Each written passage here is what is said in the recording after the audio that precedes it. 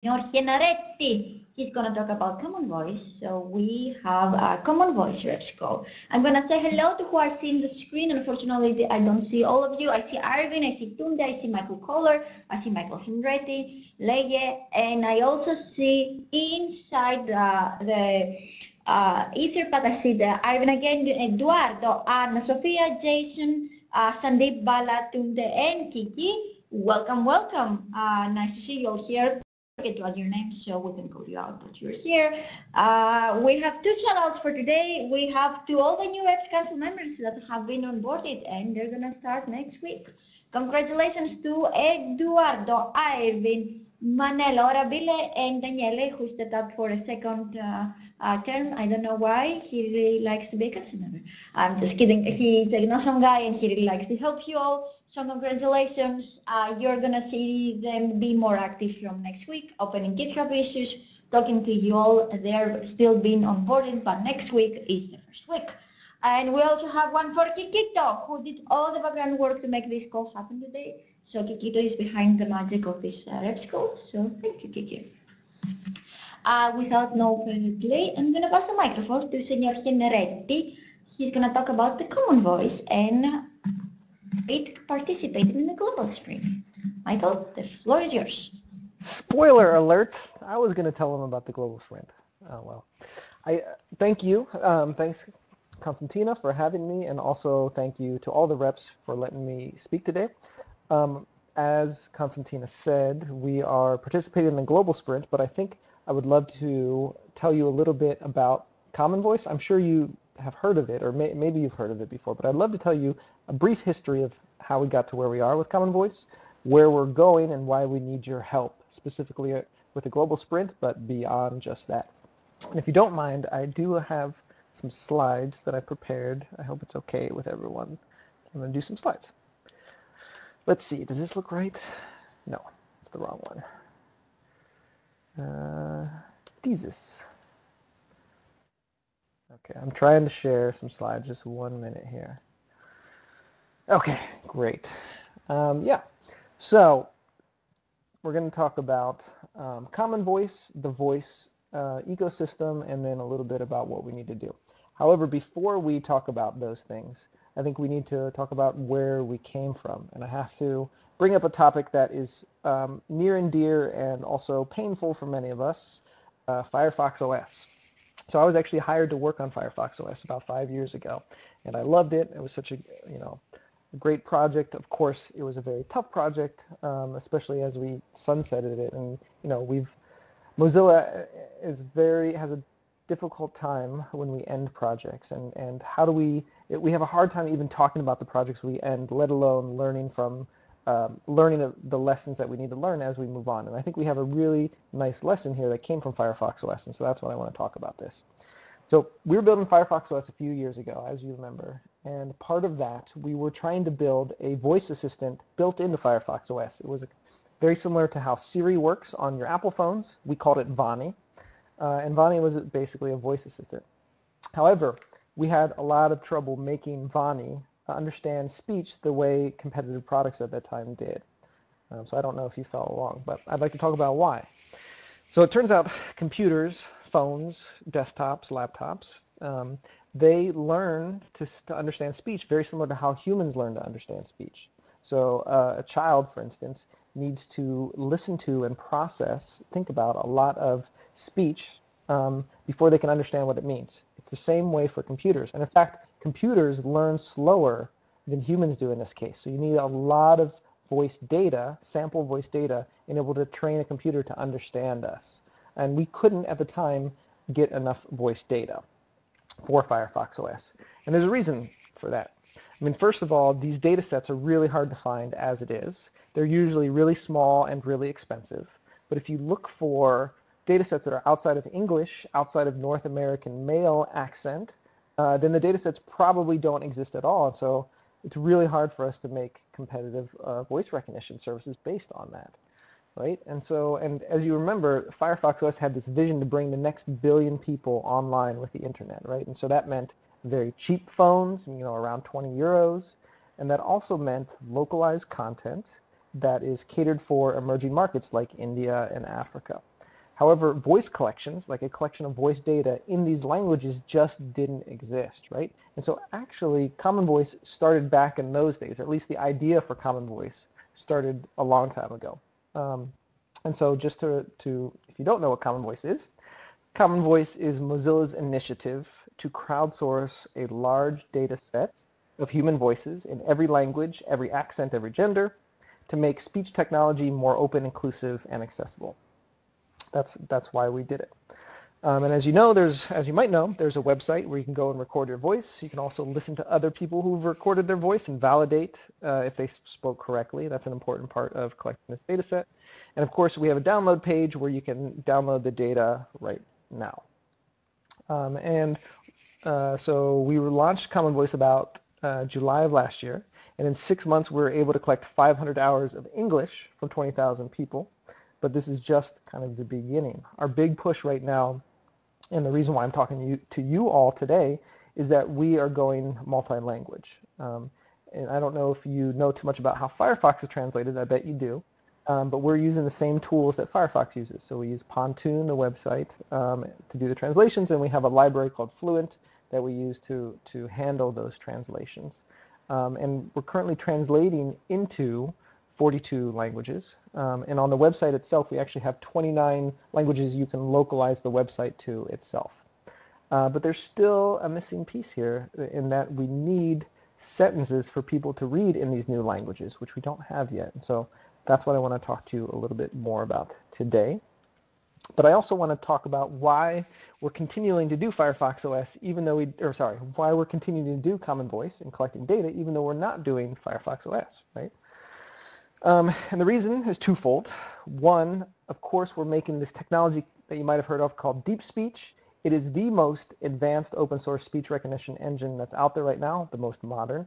And just last November, we reached a milestone where we were able to understand speech better than a human can for English. So we surpassed human level. They call it superhuman level speech recognition. So that project is going pretty well, and it continues to improve. But also, and kind of more generally, there's a problem we see in the voice ecosystem itself. And this voice ecosystem is led by these voice assistant products you see, or sometimes they're called smart speakers.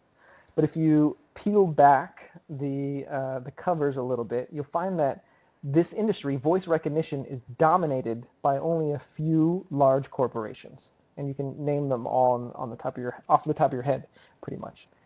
And the reason why this is that there's only few people or players involved is because it's really hard and really expensive to do this. We already talked about the data. Data is just step one. You also need a team of machine learning scientists, right? Mozilla has about six of those. Google has 100. It's really hard to hire these. Finding the right data scientists, machine learning scientists is pretty hard. But also, you need really expensive computer hardware. And you need a lot of time on that computer hardware. So we have Mozilla's machine that's more expensive than most cars, like more expensive than like Ferraris, because you need to have very fast computers that do this with the latest, actually graphics technology. So we use GPUs to do this training. It's not cheap. And then on top of that, voice is a patent minefield. There's so many patents for doing every little thing in voice that you'll have to have a legal team that supports you. And so on top of all these things, that's just to get to the same playing field as these big corporations. But then you still have to build your app or services on top of that. So what this does is this creates like a winner-take-all scenario where people like us, which could be startup people, we could be hobbyists, researchers, we could be students, academics, we can't participate in the same way, or at least we have to rely on these bigger corporations, which we may not want to do if we want to build our services. And so we think this is not a great place, and so that's why we're collecting this data, is to get more people involved in the voice ecosystem. And of course, looking a little down the road, voice has a really incredible potential to do well in the world, to do good things in the world. I mean, first of all, voice is a very natural interface, right? We learn to speak before we learn to use a computer, type on a computer, or even read.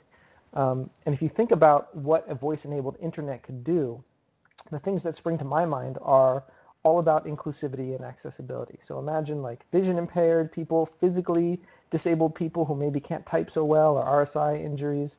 Think about illiterate populations in a lot of the world who simply can't use the internet because they can't read yet. And then also young children and the elderly. There's a lot of potential here. And so we're really focusing on this for the web. And if you look at how voice assistants are moving right now, it's much more siloed than it is the open web. And this isn't good for the open web. This isn't good for voice technology. And so we think that we should be able to do a lot better than this. So that's why Mozilla has the Common Voice Project. And then we also have Deep Speech. We're trying to make speech recognition easy for everyone, regardless of your language, accent, partner, place in the world, those kind of things. We want to give you kind of the ingredients to do, to build. And then beyond that, then we can start having interesting conversations about, well, okay, well, what web standards do we need? How do we build consensus around these things? What's a good user experience for voice on the web? How do we make sure it's inclusive? Like, there's a whole bunch of really cool questions, but the first step here is kind of building this technology, and we consider this foundational technology for voice on the web. Okay, so that's my little pitch about what Common Voice is, why we're doing it, and where it came from. I mentioned that we are going multi-language right now. So that's our big push, and that's why we're taking part in the global sprint. The biggest thing we need right now, because the translations were, like I said, we're already translated into 42 languages. So the translations are moving really fast, but we don't have enough sentences for people to read in these new languages. And I, or the other people on my team, don't have any of the expertise in these languages to find or write these sentences. So we would love to have your help during the global sprint to help us collect these sentences for people to read in new languages, whatever language you want. And specifically, there are two ways to help there. First is by collecting sentences, and this could include writing sentences yourself, or going to your blogs or your text message history and donating those to the public domain. Or you could go look for existing public text records that we can pull into Common Voice. So that's one way to help out.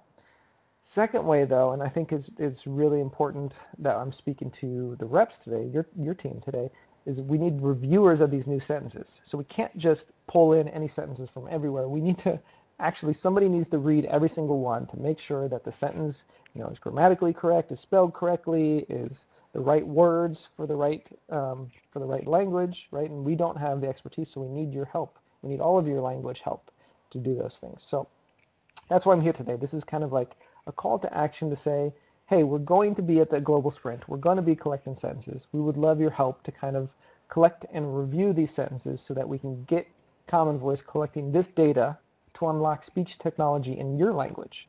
And that's basically it. I can take questions as well. Do we have questions in the doc? Thank you very much, Michael. That was very, very informative. Do we have any questions in the room? I know some of you are taking Global Sprint Common Voice events. I see my Michael and an Irving. So are there any questions in the room about what Michael talked about and what is the help that is needed from us? Me? Yes. Is there any specific requirements for those sentences? Yeah, that's an excellent question, Irvin. And yes, there is, and I am in the process of writing them. I need to make a better documentation for this. So we have some documentation that exists on our Discourse channel, which is very broad. What I've done since then is I've gotten together a group of linguistic and speech experts, and we've kind of we've had some discussions, and then we've done surveys to understand what are the best practices for it's called text corpora for speech technology. That's what the sentences that people read is. It's called text corpora, and we've gotten some good attributes there. And so now it's up to me to take that feedback, which I have in a very messy form, and form a clear guide on how to do that. I haven't done that yet. It's like my next thing on my list. And in fact, I'm meeting Costadina tomorrow to talk about this. So I have most of the work there, but I don't have the actual guides yet, and it needs to go up in the next few days. So, yeah, thanks for that question.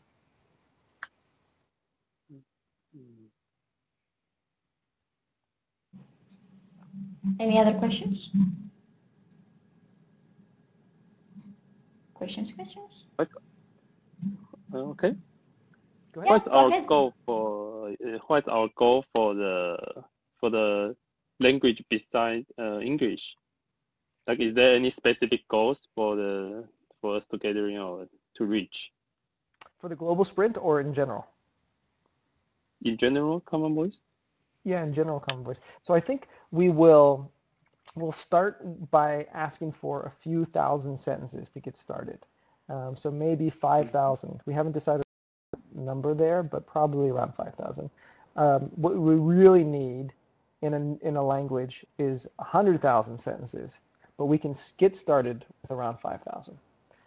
We've set a goal for the sprint to collect in 8 different languages 2,000 sentences apiece. Those actually already a lot of sentences. So to give you an example of scale, the average novel that you read, the average book, fictional book, is about 11,000 sentences. So we're asking for half a novel just to get started, and then what we really want is like 10 or 20 novels worth of sentences. And these sentences, they can't be novels, right? Because novels are copyrighted. We need public domain material. So that's kind of the difficulty, and that's what I need your help with. It's not just doing some sort of task over and over again. Of course, writing sentences could be one of those things you do, but it involves also kind of using your brain, like figuring out, okay, well, where might these exist? Can I go to like local government or parliaments, or can I go to public domain materials? Are there sites in my language that curate public domain text? Things like this. We need help searching, basically. So that's kind of our approach to this. But yeah, it's a good question. We start with 5,000, but we want to move up to like 10, 20 times that amount to really get to a good place for a language. So we will continue, even after we launch a language, we start collecting a language, we'll continue to collect sentences. Wow. Okay. Any other questions? Let me check the Etherpad. No, we don't have any questions. Just a reminder, I've heard from some of you that having an event during the week, during a weekday is not the perfect because a lot of people are working. This is an experiment. We participate in a global sprint in order to reach out to other people except the Mozillians. However, if you would like to have an event during out of the days of the global sprint, that's totally fine. I know, for example, Arvin is having one. Eduardo was also thinking about another one. That's totally fine to have an event. Just let us know. The only problem is that Michael and I will be live during the global sprint and answering any questions. We won't be live during the weekend. You can message us on Telegram and we can help you out, but we won't be like 24/7 support there. Okie dokie. Thank you very much, Michael, for being here. Thank you all for having questions. I'm going to give the floor, I think Prathamesh is around to give the council updates. So Prathamesh. Yes. Hey guys, how are you? I hope you are doing at the best. Okay, so here are the council updates this week. So the council has, so we have started inducting new members, and this week new members have joined in the Reps Council.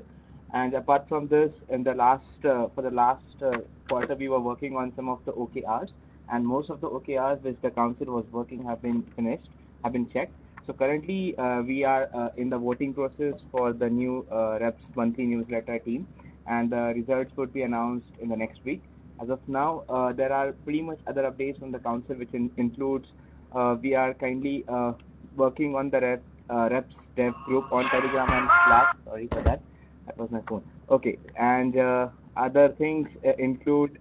So yeah, so I would be updating the case. Extremely sorry. I will be updating the council notes by tonight, and if you have any questions, you can just let us know. And I terribly suck at multitasking. Thank you very much, Prathamesh. Any questions for Prathamesh? No? Okay, let me check. Yes, what reps dev group? Sorry. Thank you, Kiki. Perhaps. Okay, just a moment. I'm just going to the question. So what's reps dev group? Okay, so it is reps. So we have currently many things going on inside the reps program, and reps dev group is one such group which involves reps portal developers. And the update about this was we are now available on Telegram and Slack.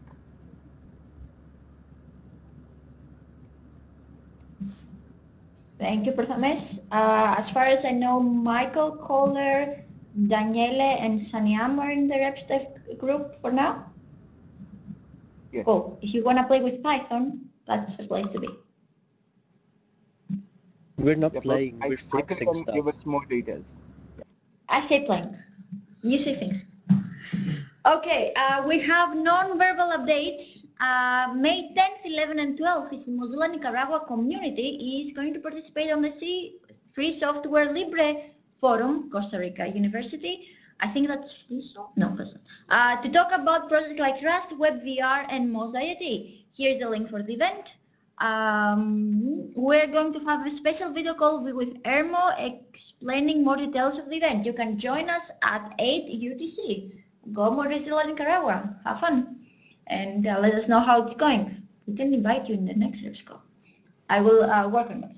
Okay, thank you very much, everybody.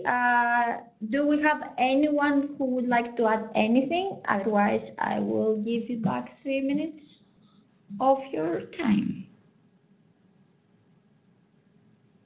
Going once? Okay, thank you very much. Thank you, Michael, for being here. You're always welcome to drop by whenever you want. And see you all next week.